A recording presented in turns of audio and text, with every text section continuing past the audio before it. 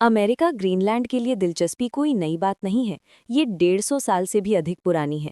हालांकि हाल ही में ट्रंप प्रशासन के दौरान द्वीप को खरीदने के विचार ने सुर्खियां बटोरी थीं, लेकिन इसके पीछे के कारण 3 प्रमुख स्तंभों में गहराई से निहित हैं: सैन्य रणनीति, प्राकृतिक संसाधन और बदलती जलवायु। अमेरिका ग्रीनलैंड को एक उच्च मूल्य वाली संपत्ति के रूप में क्यों देखता है, इसका विस्तृत विवरण यहाँ दिया गया है। 1. भू रणनीतिक स्थिति, यानी एक न डूबने वाला विमानवाहक। ग्रीनलैंड उत्तरी अमेरिका, यूरोप और आर्कटिक के बीच एक महत्वपूर्ण चौराहे पर स्थित है। प्रारंभिक चेतावनी और मिसाइल रक्षा। ग्रीनलैंड पिटोफिक स्पेस बेस यानी पूर्व में थुले एयरबेस का घर है। ये अमेरिकी सेना का सबसे उत्तरी प्रतिष्ठान है और यहाँ एक परिष्कृत राडार प्रणाली है जो उत्तरी ध्रुव के ऊपर से आने वाली इंटरकॉन्टिनेंटल बैलिस्टिक मिसाइलों के लिए प्रारंभिक चेतावनी प्रदान करती है। GIUK gap. Greenland GIUK gap यानी ग्रीनलैंड, आइसलैंड और यूनाइटेड किंगडम का एक तिहाई हिस्सा बनाता है। ये एक रणनीतिक नौसैनिक चोक पॉइंट है। शीत युद्ध के दौरान और आज भी अटलांटिक महासागर में रूसी नौसेना की पहुंच की निगरानी और उसे प्रतिबंधित करने के लिए इस क्षेत्र को नियंत्रित करना आवश्यक है। रूस और चीन का मुकाबला। जैसे जैसे रूस अपने आर्कटिक सैन्य पदचिह्न का विस्तार कर रहा है और चीन खुद को निकट आर्कटिक राज्य घोषित कर रहा है, अमेरिका ये सुनिश्चित करना चाहता है कि ग्रीनलैंड पश्चिमी सुरक्षा घेरे में मजबूती से बना रहे। प्रचुर प्राकृतिक संसाधन। जैसे जैसे ग्रीनलैंड की बर्फ की चादर पिघल रही है, ये आधुनिक तकनीक के लिए महत्वपूर्ण खनिजों का खजाना उजागर कर रही है।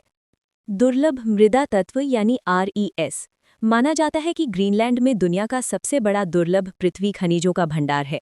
ये स्मार्टफोन और इलेक्ट्रिक वाहन बैटरी से लेकर उन्नत लड़ाकू जेट तक सब कुछ बनाने के लिए आवश्यक है। वर्तमान में इस आपूर्ति पर चीन का दबदबा है और अमेरिका वैकल्पिक स्रोतों की तलाश में है। ऊर्जा भंडार। अमेरिकी भूवैज्ञानिक सर्वेक्षण का अनुमान है कि ग्रीनलैंड के आसपास के जलक्षेत्र में अरबों बैरल तेल और भारी मात्रा में नेचुरल गैस हो सकती है। मीठा पानी।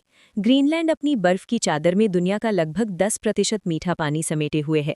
जैसे जैसे पानी की कमी एक वैश्विक मुद्दा बनती जा रही है, इसे एक दीर्घकालिक रणनीतिक संपत्ति के रूप में देखा जा रहा है। आर्कटिक ओपनिंग यानी जलवायु परिवर्तन। जलवायु परिवर्तन आर्कटिक की बर्फ को पतला कर रहा है, जो विरोधाभासी रूप से नए आर्थिक मोर्चे खोलने के कारण ग्रीनलैंड के मूल्य को बढ़ा रहा है। नए शिपिंग मार्ग। बर्फ पिघलने से नॉर्थ वेस्ट पैसेज और ट्रांसपोलर सी रूट समुद्री मार्ग व्यवहार्य हो रहे हैं।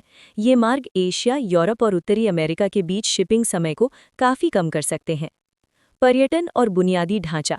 पिघलती बर्फ उस भूमि को खनन, मछली पकड़ने और स्थायी बुनियादी ढांचे के विकास के लिए अधिक सुलभ बना रही है, जो पहले असंभव था। ऐतिहासिक संदर्भ। एक लंबी चली आ रही दिलचस्पी। अमेरिका ने वास्तव में कई बार ग्रीनलैंड को हासिल करने की कोशिश की है।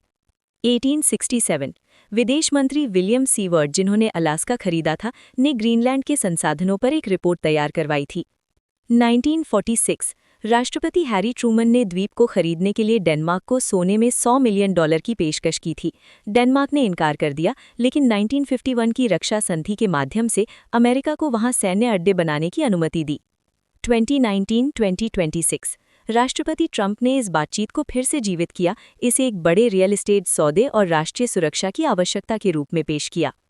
हकीकत ये है कि हालांकि अमेरिका बहुत दिलचस्पी रखता है, लेकिन ग्रीनलैंड डेनमार्क साम्राज्य के भीतर एक स्वायत्त शासी क्षेत्र है। ग्रीनलैंडिक और डेनिश दोनों सरकारों ने बार बार कहा है कि ग्रीनलैंड बिक्री के लिए नहीं है, और ये भी कि लोग कोई वस्तु नहीं है जिनका व्यापार किया जा सके। वीडियो देखने के लिए आपका धन्यवाद। अगर आपको वीडियो पसंद आया हो तो कृपया लाइक, कमेंट और शेयर करें, और भविष्य में ऐसे ही और वीडियो देखने के लिए कृपया चैनल को सब्सक्राइब करें और बेल आइकन पर क्लिक करें। आपका बहुत बहुत धन्यवाद।